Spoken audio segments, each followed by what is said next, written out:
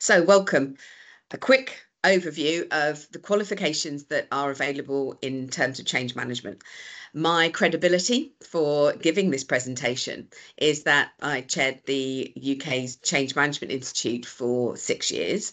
I now run the Global Change Capability Community, which is over 5,000 directors of transformation and heads of change management who come together at various events and talk about their professionalism, what's important to them, how they see the profession developing.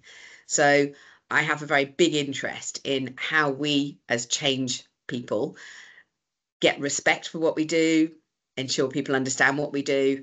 And certainly there is a credibility and a confidence that comes from having a certification. A globally recognised qualification is important in career development.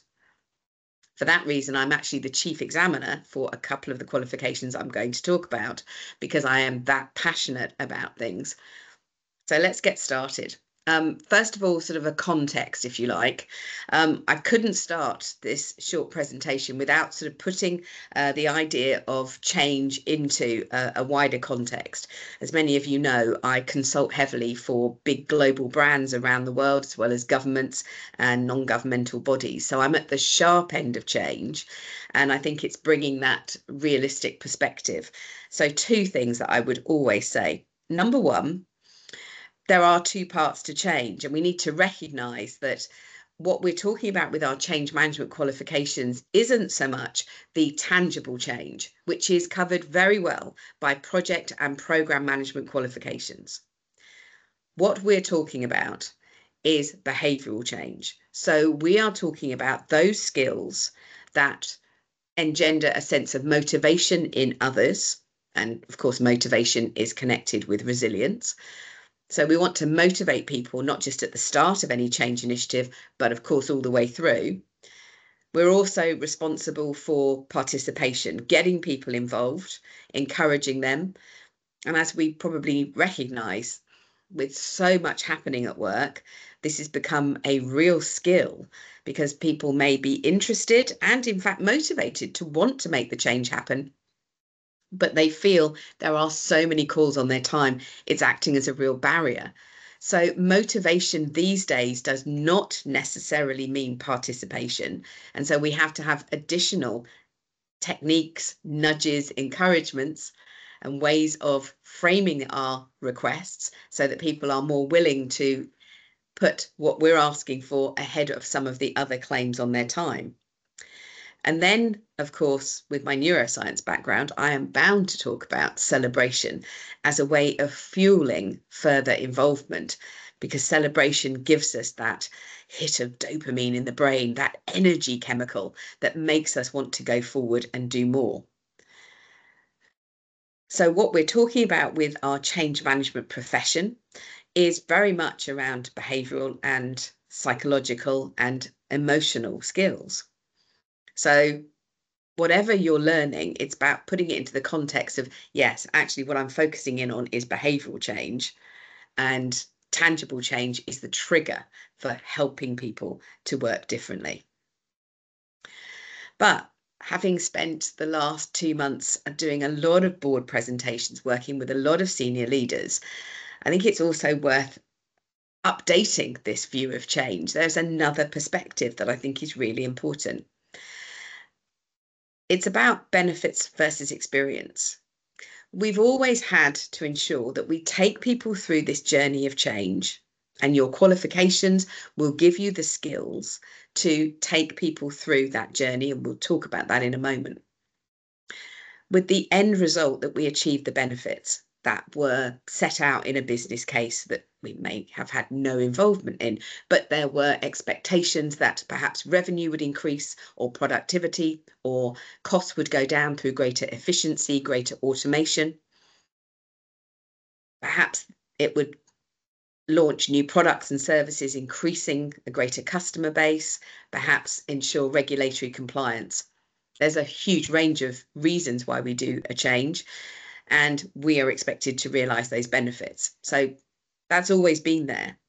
But what I think is very interesting is that there is this second objective now, which is that we must ensure that throughout that journey, there is a fantastic experience of change.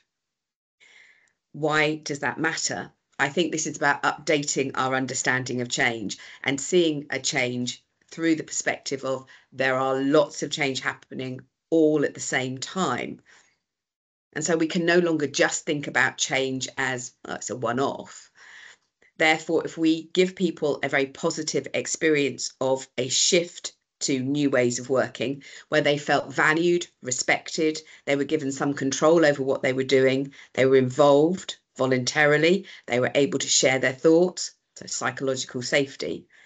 If they feel that that was a good experience, even if they don't necessarily want the change, but in fact, how it has happened to them, they've been involved, it's self-directed, they feel that that was a really good experience, then that gives them the motivation and the interest to carry on changing. And because there are so many changes happening, that adds to the capacity of the organization. The flip side is if they are having a bad experience, then there's a withdrawal of effort. People just stop volunteering for things. They go more slowly. So the next change requires a lot more communication, a lot more persuasion. We've made the transition to the next way of working so much harder. So I think we have to think about tangible and behavioural change, but let's update ourselves and start talking about how we cope with change in a world of multiple simultaneous change. So that brings me to thinking about what you should be looking for in a change management qualification. Where are you starting from and what is it that you want to add to? And I think the easiest thing I can do here is to have a think about the range of skills. I've got to start on the left here with when we're thinking about some of the tangible change, maybe some of the more structural skills that come from the world of project and program management around planning and scheduling, perhaps requirements gathering, those sorts of things can be very important. Portfolio management is becoming increasingly important because if you're trying to manage multiple simultaneous change, do you have an understanding of how that works? How do we gather together all of our changes? How do we categorize all of our changes so that we understand what's happening in terms of what we should do first, what we should do next? So portfolio management is incredibly important. Then we get into this wider, we're not talking about a little change here, we're talking about transformation. And transformation really is about how we draw together a lot of streams of work. So do you want to know a little bit more about how to create a target operating model? Because that's often the way in which organizations sort of summarize the transformation they're making. Or perhaps you want to understand digital transformation is a phrase that's been talked about in your organization. What does it mean? So there is something here about learning and keeping up to date with a lot of information. You might come from more of an HR and organizational design background. Maybe you want to work out how that fits into change, or to, in fact, learn more skills about how we structure organizations and how we use people to achieve our objectives. So more on strategic planning. Maybe you're part of a strategy office.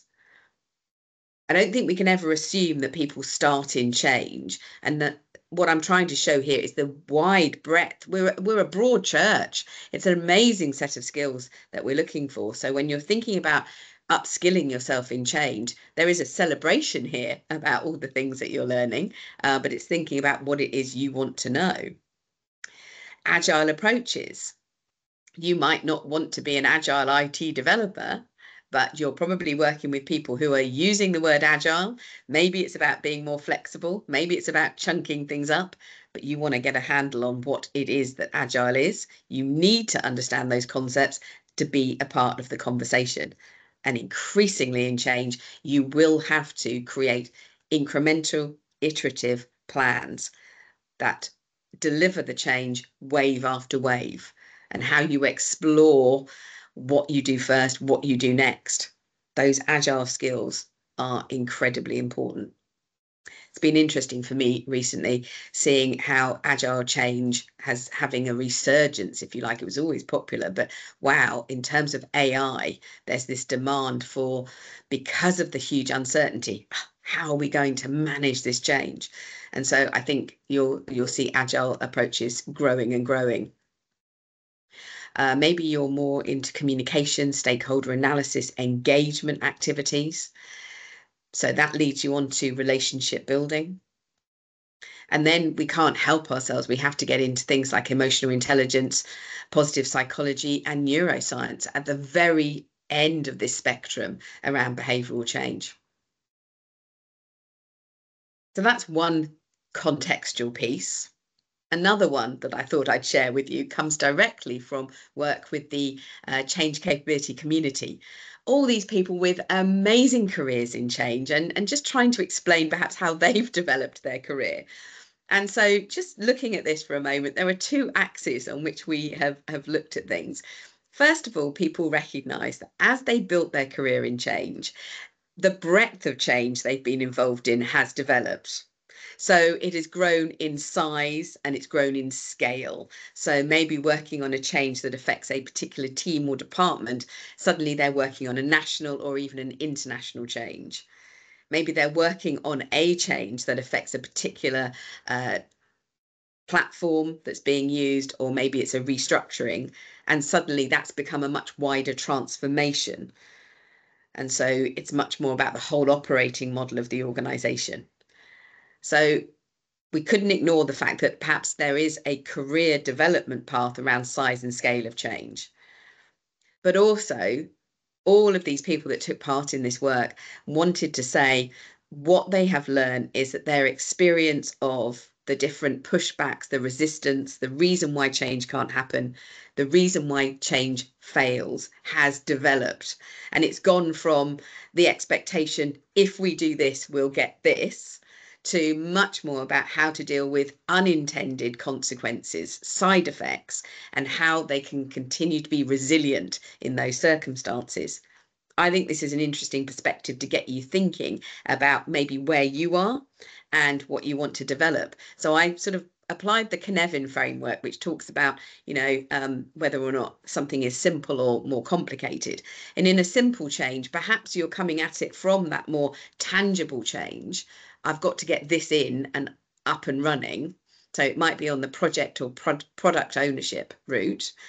The focus is very much on tangible change, on the planning, the budgeting, working out who the stakeholders are, and really focusing on launch and structuring the rollout. But as you develop in terms of the more complicated, more side effects, as you become more experienced, perhaps you're heading into program management, heading up the change function, perhaps becoming a senior change professional. Then your focus is much more on the bigger picture and, of course, dealing with interdependencies and blockers. So the skills are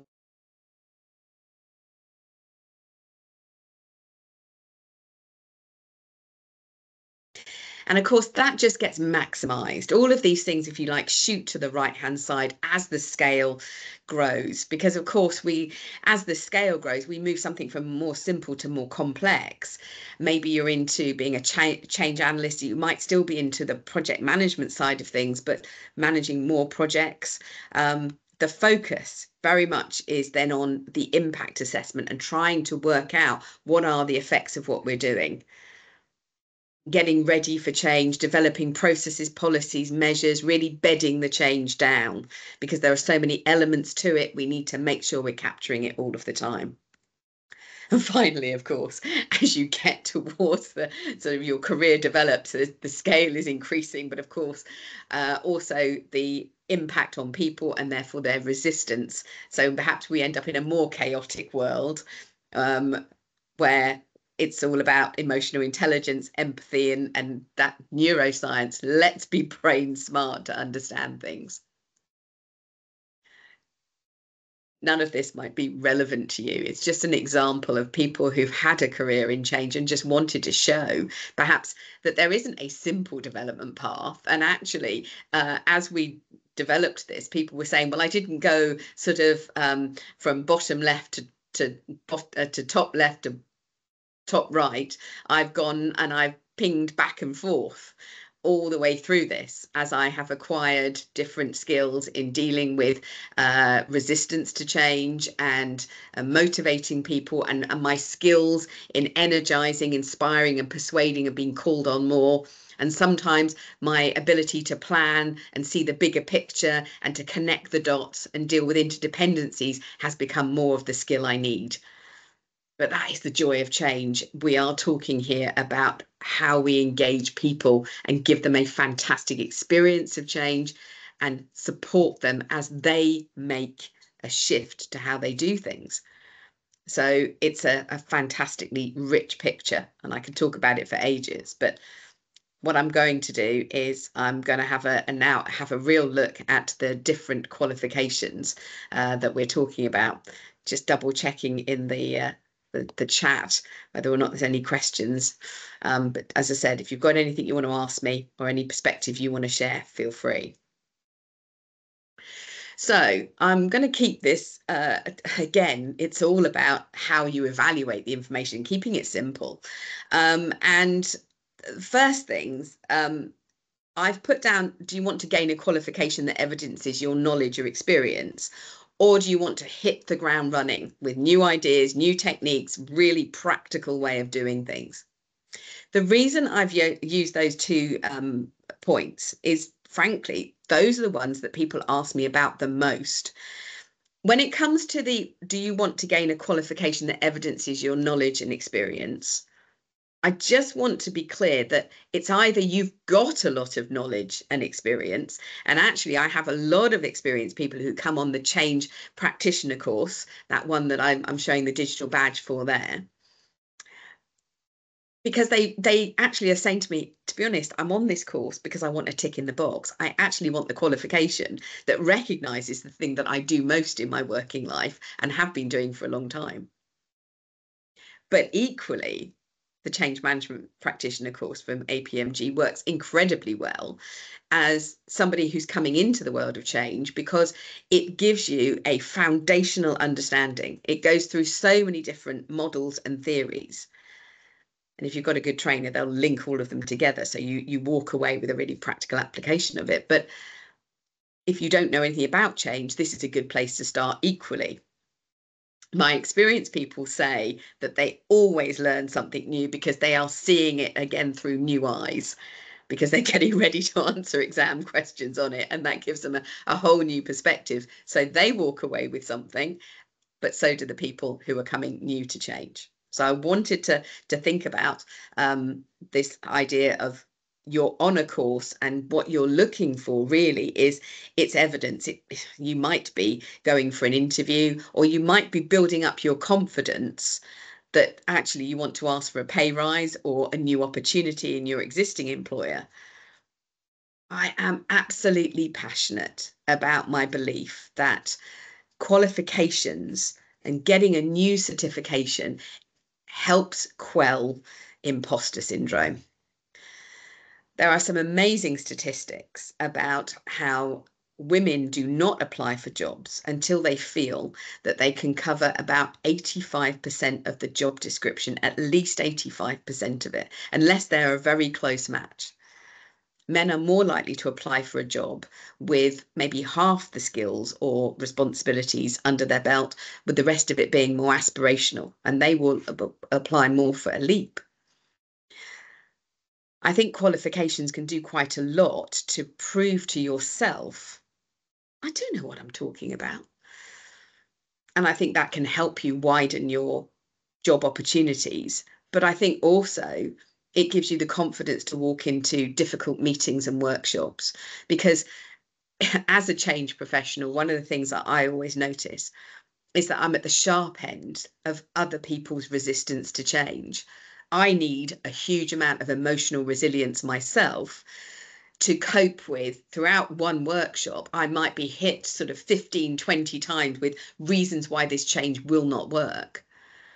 And I've got to come up with a positive, encouraging and motivating answer every time. So I want to fall back on my own qualifications sometimes, that little voice in my head that says, But Melanie, you have studied this. You do know what you're talking about. They don't. They haven't studied it. So have confidence in your answer. So I am passionate about how we acquire qualifications to actually make this happen.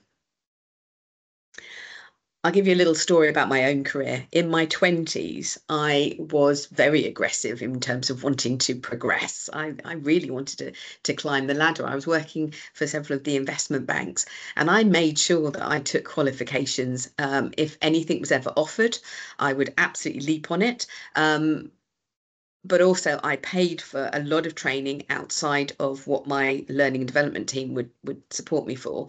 And you know what? Nobody could ever take those qualifications away from me. And what happened as I continued to build my career, I was obviously in a lot of job interviews, is that I always was one of the most qualified people, if not the most qualified candidate that they had.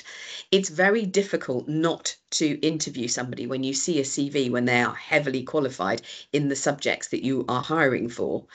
And when you think that the candidate is a good candidate, and you've then got somebody else who's also a good candidate, came across great in the interview, and you're thinking, who do I employ?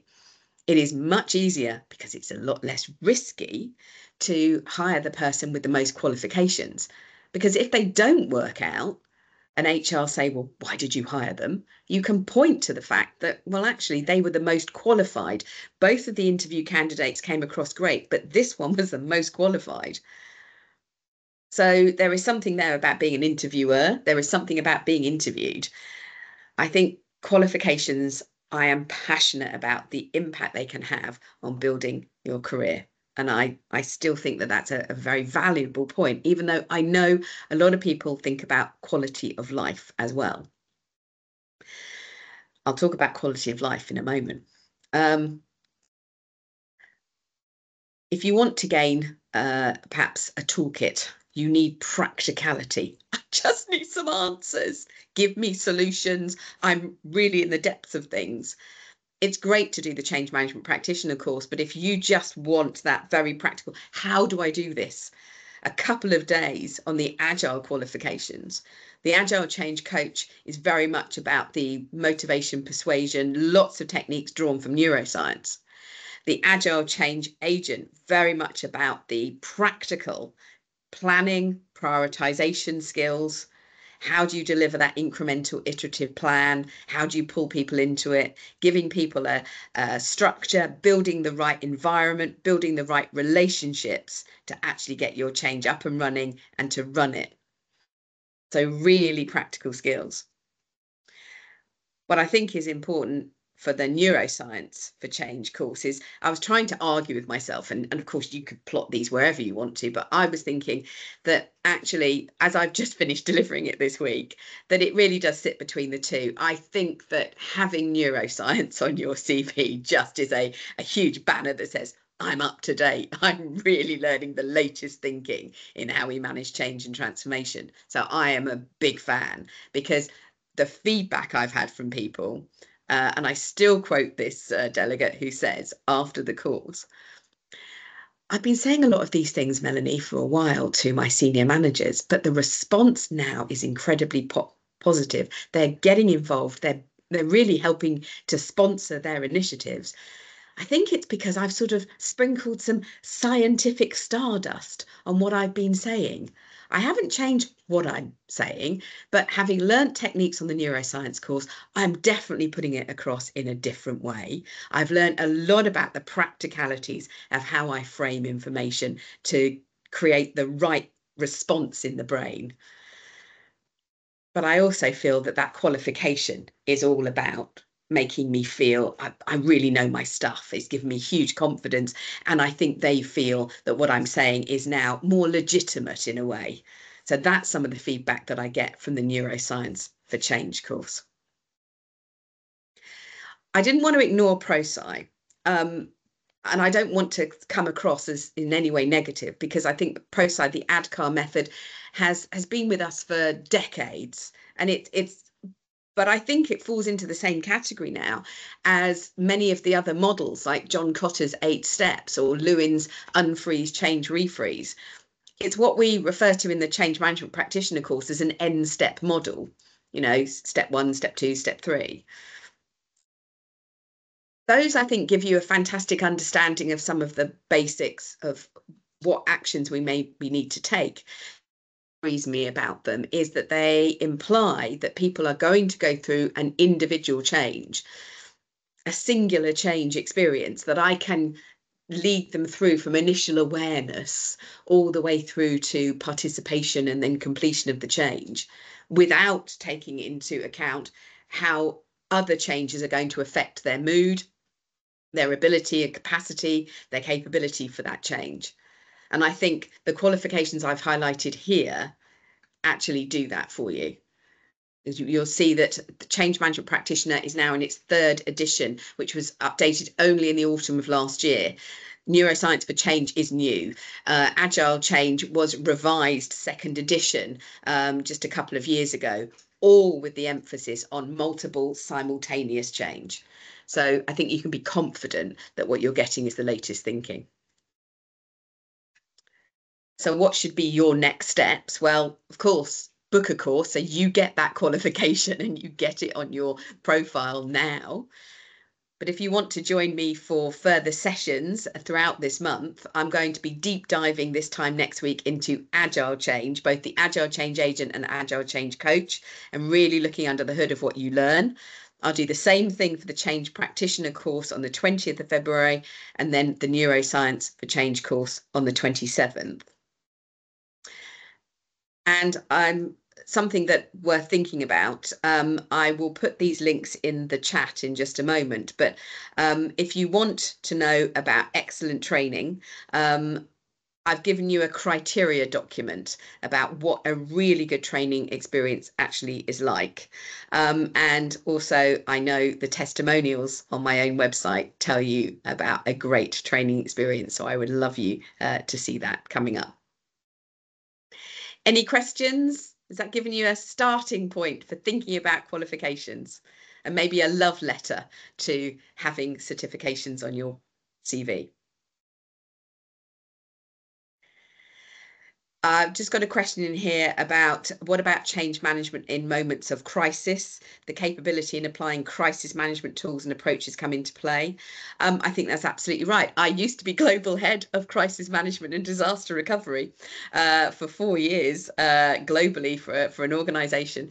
And I would absolutely say that I think having tools to help you understand how people react when they are under tremendous pressure. So I think you'll find a lot in the neuroscience course, and also the Agile Change Coach course are brilliant at dealing with the human response to a crisis is about a huge amount of pressure.